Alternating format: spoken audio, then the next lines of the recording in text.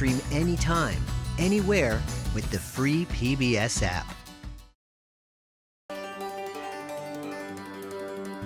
Wherever you live in America, you've probably seen buildings that look like this Boston landmark.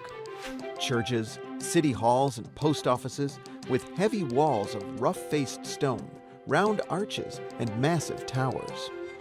The style is called Richardsonian Romanesque, and it was born right here at Trinity Church.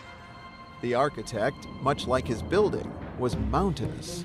He weighed in his prime, if that was what we can call it, over 300 pounds. H Richardson was a celebrity in the 1880s who famously dressed in a medieval monk's robe and lived a very short life. He got his chance to change the face of American architecture when he was just 33. This invitation to compete for the job of designing Trinity Church. Richardson flipped the invitation over and sketched this design on the back. This little sketch is really the embryo of this church. It's like the conception of a baby in the womb. Richardson made his visionary sketch with one man in mind.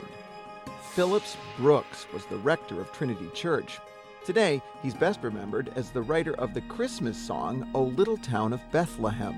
But in his time, he was known as a spellbinding preacher who drew enormous crowds.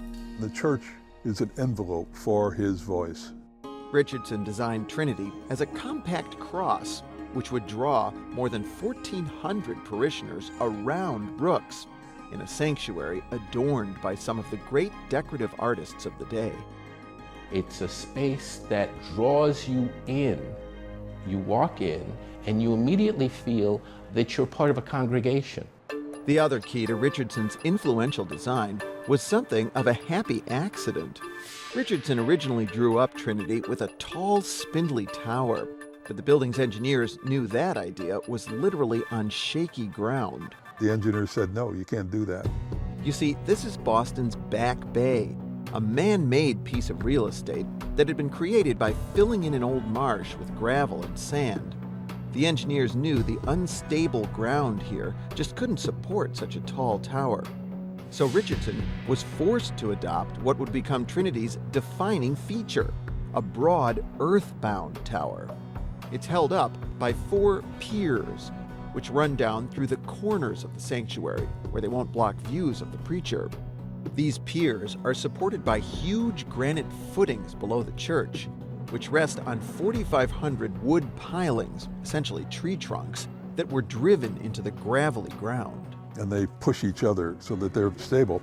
The broad tower and boxy sanctuary came together to make that mountainous form, which Richardson married with his take on the muscular Romanesque style of medieval Europe. The result was something entirely new, Richardsonian Romanesque. It's a fantastic kind of architecture. It's very massive, with these fantastic arches and this articulated masonry that really looks as if it was chiseled right out of rock on the site.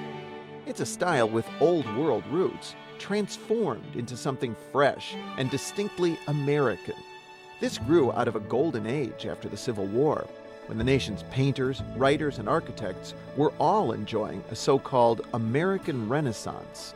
Richardson's work as an architect reflected the sense of optimism and exuberance about the American future.